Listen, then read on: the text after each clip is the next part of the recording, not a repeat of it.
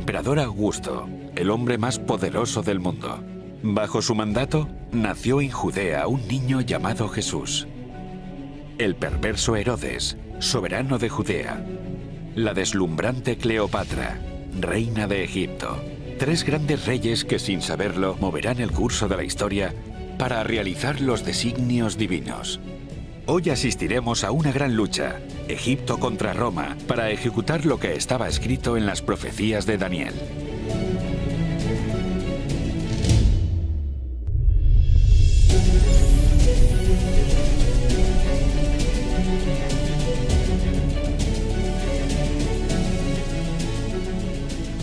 ¿Quién fue Cleopatra? Sin duda, una supermujer. No solo consiguió que Egipto fuera independiente de Roma, sino que trató de que Egipto gobernase Roma. Cuando Alejandro Magno conquistó Egipto, el país quedó unido al gran imperio griego. Al morir Alejandro, su general Ptolomeo reinó en el país.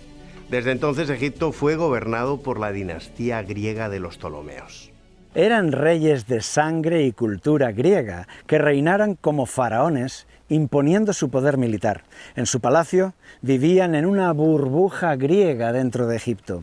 Nunca aprendieron la lengua del país. Hablaban con los egipcios en griego por medio de traductores. Cleopatra VII, Thea Philopator, nació en Alejandría en el año 69 a.C. Fue una reina singular. Con solo 18 años ya gobernaba el país con sabiduría y un liderazgo fuerte. Una joven inteligente, educada en la famosa biblioteca de Alejandría, donde aprendió ciencias, historia y artes.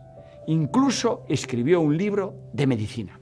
Ella hablaba 9 idiomas. Según los historiadores, ella podía conversar con los embajadores extranjeros en los idiomas de ellos y entender lo que hablaban entre ellos. Sus habilidades diplomáticas fueron muy apreciadas.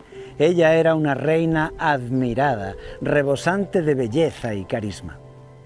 El escritor griego Plutarco estaba en contra de ella y aún así reconoce que fue una mujer de gran inteligencia y de talento, una gran líder con el don de la palabra. Fue la primera de su dinastía en aprender la lengua egipcia, de modo que podía hablar con sus súbditos directamente, sin traductor. Esto le ganó la simpatía de los egipcios. Ella amó la cultura de Egipto, se sumergió en ella y se identificó con sus gentes. Cuando hubo escasez de alimento, Cleopatra prohibió a los aristócratas vender el trigo a otros países, para que el pueblo no pasara hambre. Incluso vendió parte de sus joyas para regalarle trigo a la gente. Cuando el pueblo vio esto, la amaron y la consideraron divina. Los egipcios vieron en ella las virtudes que deseaban en un gobernante: sabiduría, fuerza y corazón.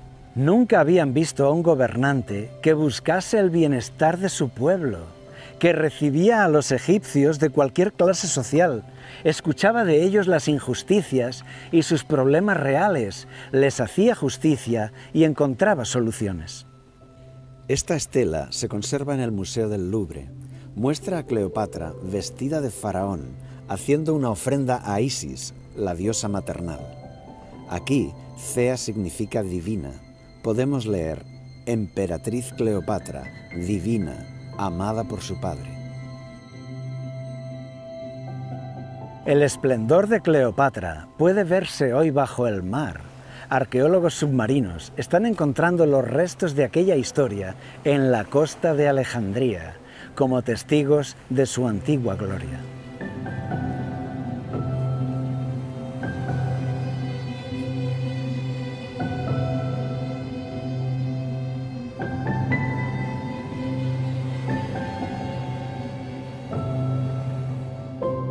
Las visiones del profeta Daniel construyen un cuadro profético fascinante, cumplido al 100% en la historia.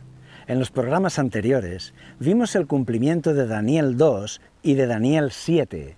Te dejo los enlaces en la descripción de este vídeo.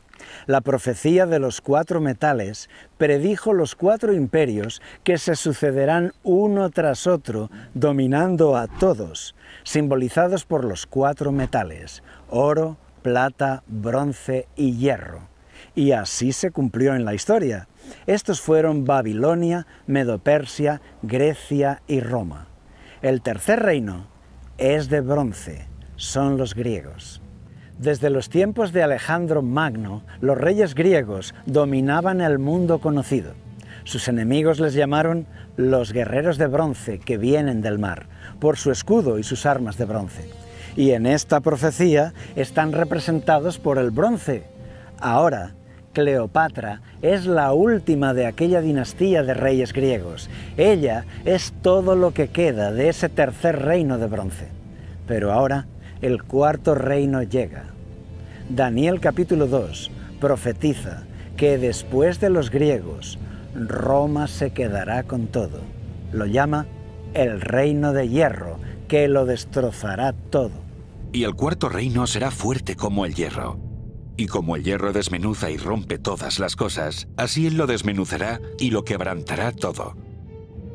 Y precisamente Cleopatra estaba ahí, en el filo de la historia. Ella vio con sus propios ojos la flota de Julio César llegando a Alejandría. Pero atención, porque ella se convertirá en el desafío más grande que Roma había enfrentado.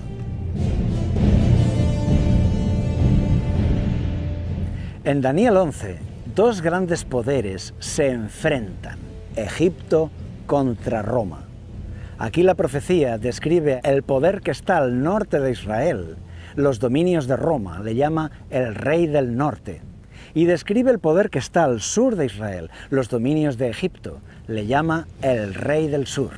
Anuncia que Egipto le dará al rey del norte una supermujer para destruirle, pero ella no prevalecerá.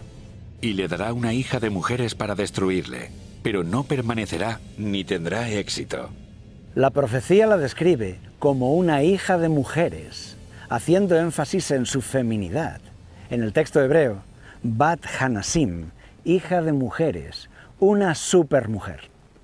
La profecía sobre Cleopatra tiene 2 partes. En la primera, Cleopatra prevalece. Roma salía de una terrible guerra civil.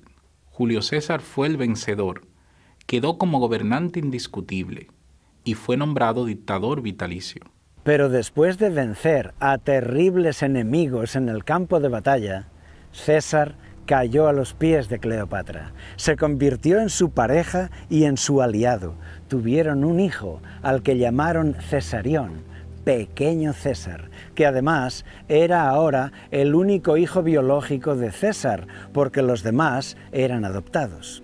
El historiador romano Suetonio escribió que Julio César estaba realmente enamorado de Cleopatra.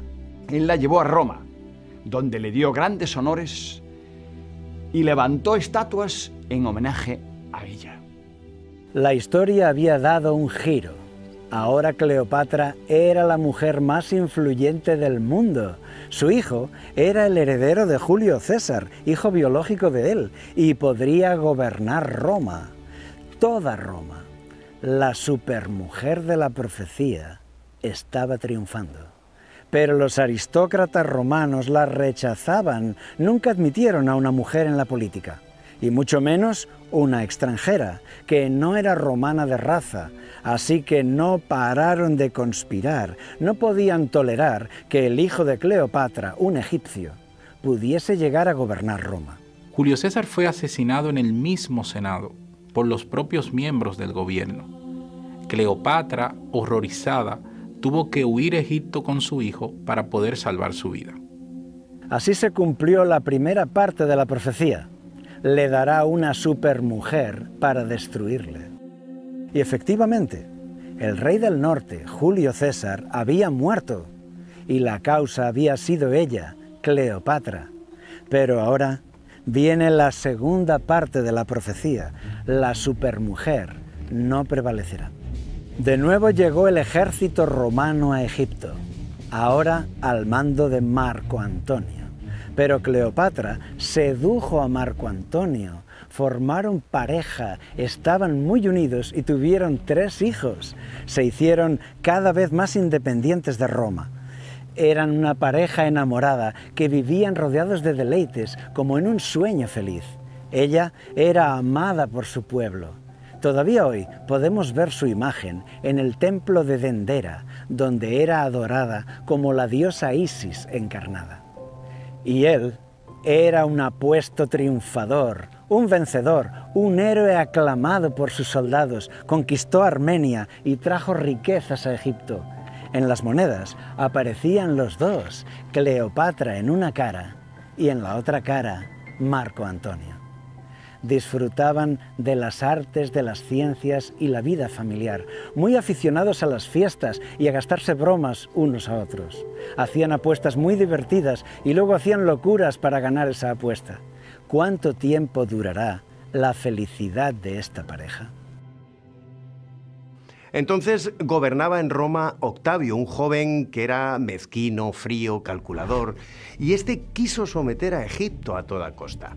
Se cruzaron amenazas, la guerra no tardaría en llegar y pasó lo inevitable: Roma contra Egipto. El libro del profeta Daniel, en el capítulo 2, describe a los 4 imperios que se sucederán en el tiempo: Babilonia, Medo-Persia, Grecia y Roma. Las profecías señalaban que Roma, el imperio de hierro, conquistaría todo lo que fue del dominio de los griegos. Cleopatra es ahora todo lo que queda del imperio griego, del antiguo imperio de Alejandro.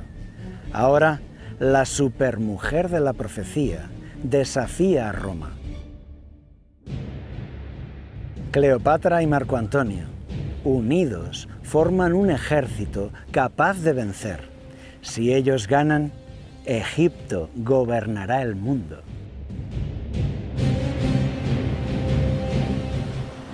Tarde o temprano, Egipto y Roma iban a enfrentarse en una lucha a muerte. Llegó el momento de la batalla definitiva.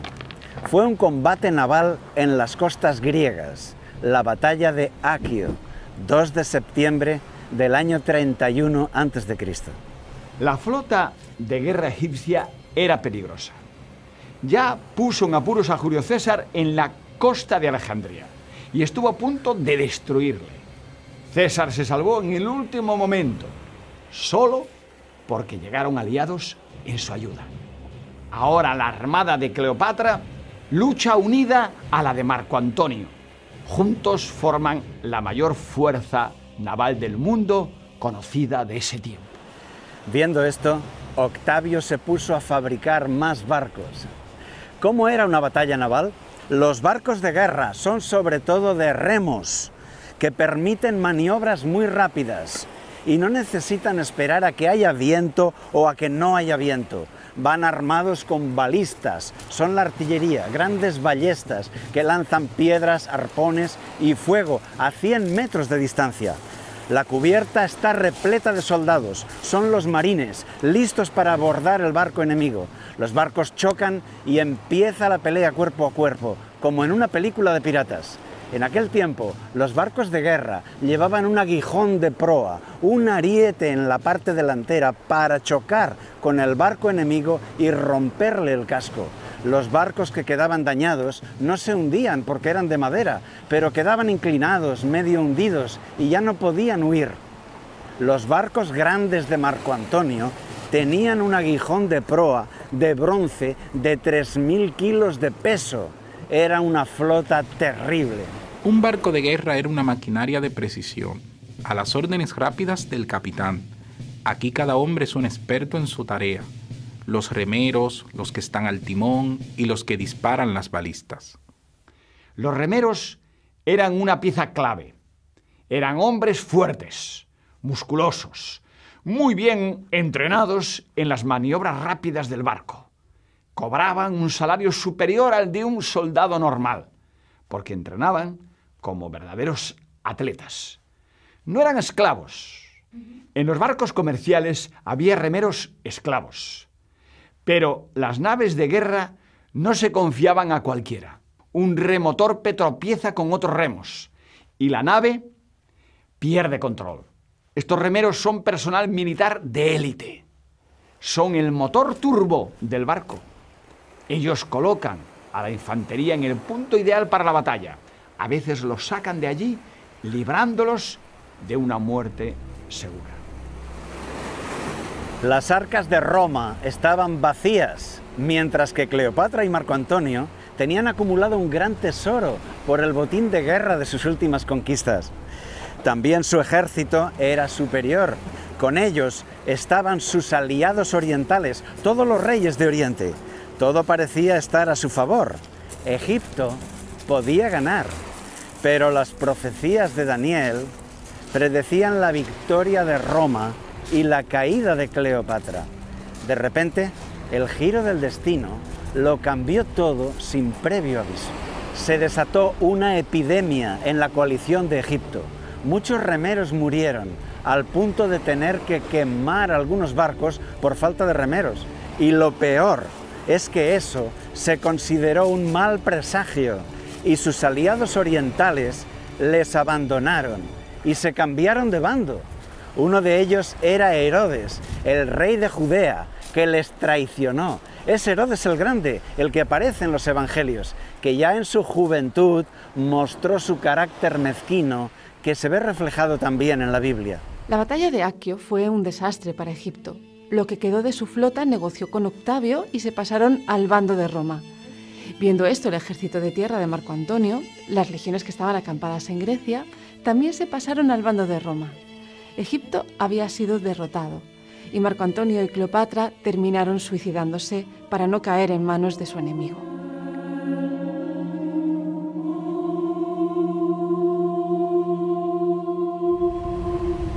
Octavio regresó a Roma para gobernar ahora todo el mundo conocido.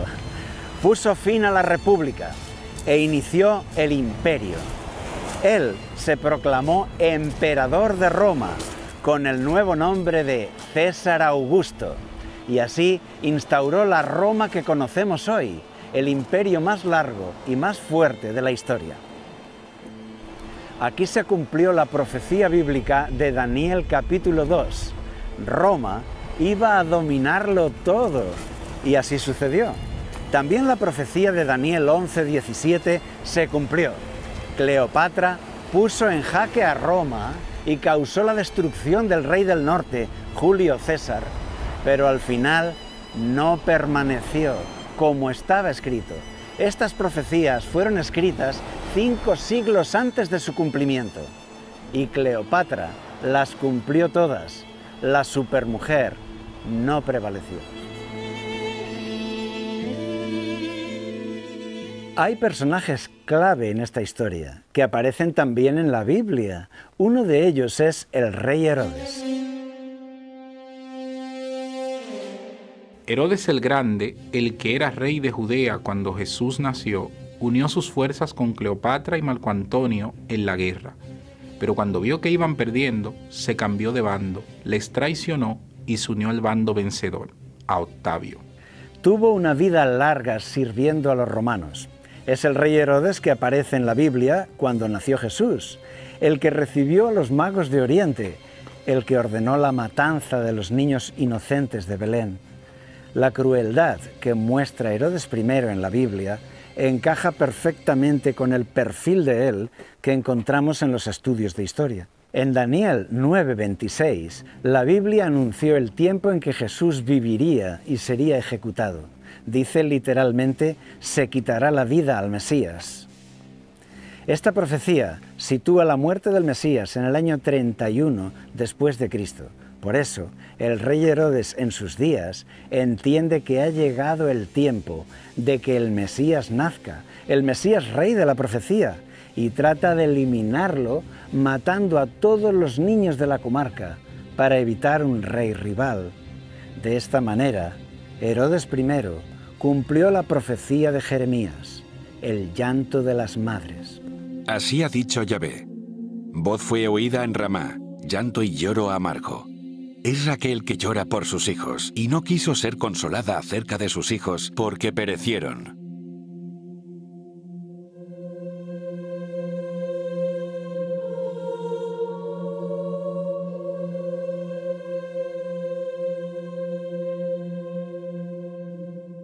Octavio Augusto también es mencionado en la Biblia. Fue el vencedor final que derrotó a Marco Antonio y Cleopatra, que gobernó Roma como emperador durante 40 años. Octavio se proclamó emperador, iniciando así un imperio que durará casi 500 años. A partir de ahora se hará llamar César Augusto. Todavía hoy, el mes de agosto, lleva este nombre en honor a él. Era el mes de Augusto. Y con este nuevo nombre, César Augusto, aparece en la Biblia. Todos los gobernantes mencionados en la Biblia fueron personas reales en la historia. Esto le añade credibilidad a la historia del texto sagrado, porque no es mitología cristiana, sino que son relatos verídicos. Y no solo eso, sino que ellos cumplieron profecías antiguas. Por ejemplo, el profeta Miqueas anunció que el Mesías nacería en Belén de Judá. Pero tú, Belén Efrata, aunque eres pequeña entre las familias de Judá, de ti me saldrá el que ha de ser gobernante en Israel. Y sus orígenes son desde tiempos antiguos, desde los días de la eternidad. Estaba profetizado. La Biblia señaló el lugar exacto donde nacería Jesús, Belén. El texto dice Belén Efrata, que es como llamaban a Belén de Judá, para distinguirla de la Belén de Zabulón. Pero, ¿cómo podría nacer Jesús en Belén de Judá, en el sur, si sus padres vivían en Nazaret, una aldea alejada en el norte? La Biblia dice que nacerá en Belén, pero parece imposible porque los padres viven muy lejos de ahí. Nuevamente, Roma se encarga de cumplir la profecía, y será nuestro hombre, César Augusto, el que dará la orden. Aconteció en aquellos días que se promulgó un edicto de parte de Augusto César que todo el mundo fuera empadronado. Este primer censo se hizo siendo Cirenio gobernador de Siria, e iban todos para ser empadronados, cada uno a su ciudad. El censo ordenado por César Augusto obligó a todos a inscribirse en su ciudad de origen. Esto forzó a José a viajar hacia Belén para ser inscrito. Y estando allí, el bebé nació, en Belén. La profecía se había cumplido. También Roma fue la mano armada que ejecutó al Mesías. Fue una muerte por crucifixión en el año 31 después de Cristo, por orden de Poncio Pilato. Así se cumplía de forma exacta la profecía de Daniel 9:26. Una vez tras otra, Roma cumplió las profecías de la Biblia. Hoy hemos visto aquí la historia de varios reyes que aparecen en la Biblia: Augusto, Herodes y Cleopatra. Ellos cumplieron las predicciones de los profetas bíblicos de forma espectacular. Hay aquí una evidencia que tú no puedes dejar pasar. Las profecías de la Biblia se cumplen al 100%, y esta precisión es fascinante. ¿Será sobrenatural? La Biblia afirma que sí. Si eres buscador de la verdad, aquí tienes una luz parpadeando para llamar tu atención.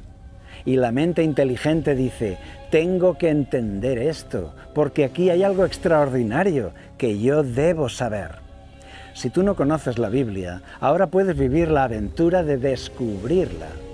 Te dejo recursos y enlaces en la descripción de este vídeo.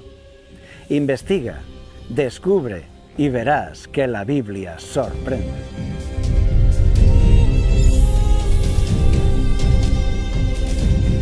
Suscríbete y activa la campanita para no perderte ninguno de nuestros próximos vídeos llenos de historia y análisis. Síguenos en nuestras redes sociales en Twitter. @x.barra llegando al fin. Para nuevas actualizaciones rápidas. Dale like a este vídeo si te gustó y comenta abajo qué otros temas te gustaría que cubriéramos. Comparte este vídeo con tus amigos y familiares que aman la historia. Gracias por tu apoyo.